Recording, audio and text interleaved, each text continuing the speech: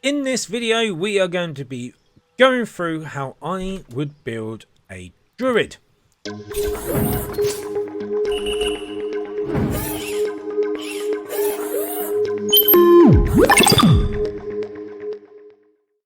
We are looking at the druid class today, everyone, and this is how I would build one. So what is a druid? A druid is channels the elemental forces of nature and share a deep kinship with animals. Mastery of wild shape allows them to transform into beasts from all over the realm. There we go. So what proficiencies do we get? Clubs, daggers, javelins, maces, quarterstaffs, scimitars, sickles and spears, light armor, medium armor and shields. Again, we have a wisdom based character, just like our cleric. So if you haven't seen the cleric guide, make sure to put a link in somewhere, but make sure to go and have a look at the cleric video as well. So let's have a look at our races. Now, I feel as though that an elf is a natural class for a druid, just aesthetically, and because I don't know, it's just where my brain goes. When you think druid, you think elf. Or I do at least, but that might be years of playing World of Warcraft, you know. Having a quick look through in terms of our races, I'm not sure there's anyone in particular that jumps out at me as a particularly druid based class. Let's have a look. I'd probably lean into wood elf, to be honest.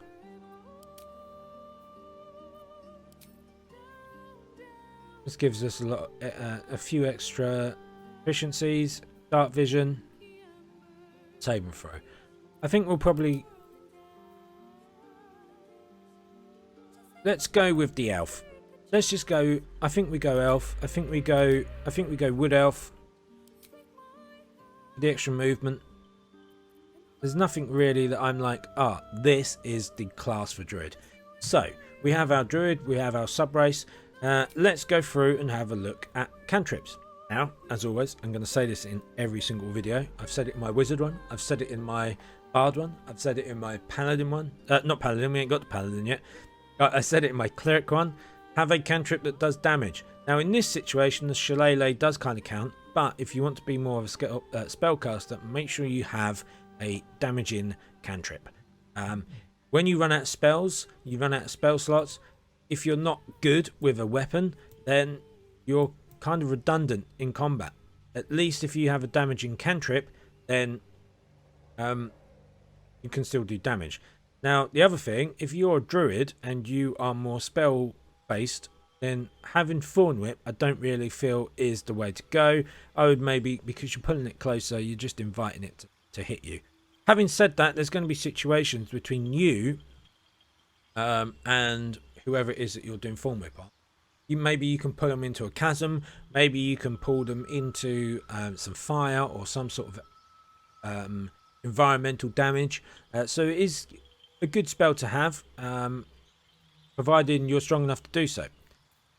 So I would even lean into something like poison spray instead of maybe Thorn Whip. Or have that and lose shillelagh. So entirely up to you. At least this one will give you damage output. Let's look into our prepared spells. So we, again, I think the druid, it depends how you want to play. So they really start to come into their own when you get to around level 2 or level 3, and that's when you unlock your circle. So your circle will be the opportunity to lean into having more wild shapes. It might be more leaning into spellcasting, in which case you're going to want to have a good idea before you get there.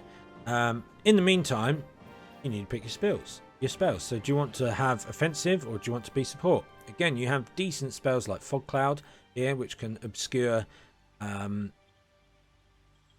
people. So if you're fighting lots of archers, you might want to drop a fog cloud on them. But also bear in mind that a lot of these spells have concentration. So as you can see, if I hover over fog cloud again, you have concentration. It looks like the little eye with the crown above it. What that means is you can only have one concentration spell up at a time. So if you use to cast fog cloud, and then you're like, oh, I need to entangle this one to stop it from moving closer. You can cast entangle, that's fine, but you will drop fog cloud, and then all your archers can shoot. So that's just something to be aware of. Try not to fall into that trap of casting all of your good spells and just dropping them in the process, because you might have set up a really good trap of spike growth, which is a spell you get later on, which makes all it slows down people's movement, but as they're moving through it, they get damage as well. So that's a really cool spell to have. If you've got fog cloud, or you're getting shot by archers, and you put fog cloud on them, you're going to lose that spike growth. So just be aware of that. I quite like this spell loader. Got extra healing there for our Goodberry. You also have the cure wounds. Speak with animals is a cool one, especially early on to have, so that's just something to be aware of. In fact, I might drop Thunderwave, take Entangle spell, and bring Speak with Animals.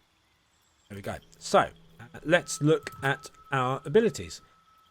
So as always, let's max our primary stat, which they are telling us is Wisdom. So most important ability for your class, it influences your chance to hit and your damage output, weapon attacks and spells. Max that. I probably am going to end up going into lots of wild shapes and being character like animals and being the front fighter in terms of the tank and stuff. So I'm quite keen on having that constitution as high. So that's going to give us some hit points as we level up as well.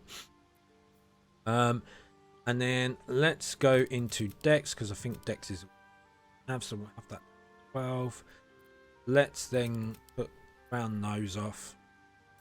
Maybe. I think having a base intelligence, not having a negative modifier intelligence, let's just put those 2 extra points there. Maybe let's give us an extra 1. Tell you what, let's go there and there.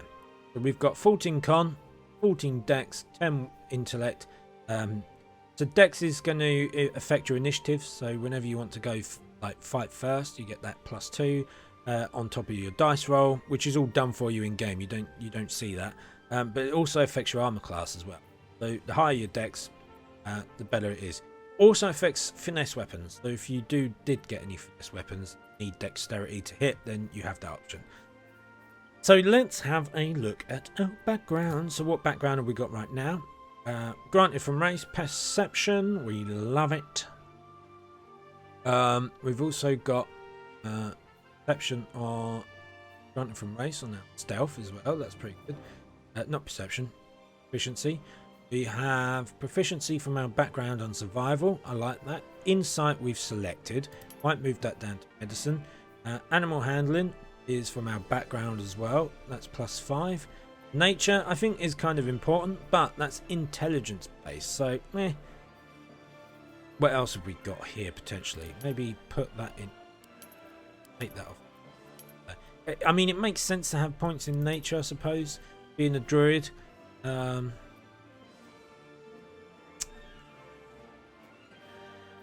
have a look at what other backgrounds we can. Athletic survival, we don't care about athletic. Strength based. Persuasion. No,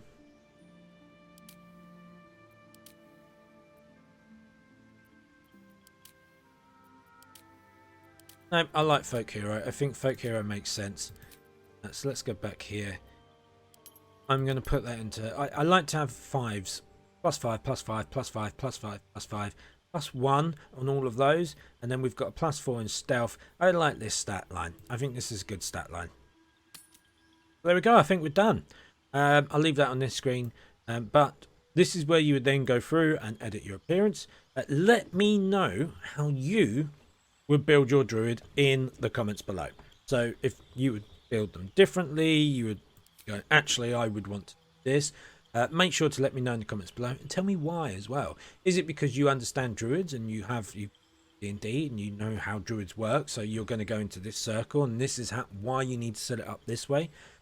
Or maybe you're just like, no, what you get and I can get more out of it by this. In which case, either way, let me know here, and we'll potentially do a revision.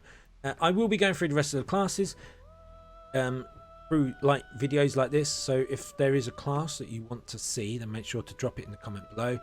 Don't forget to like and subscribe, and I will see you in the next video.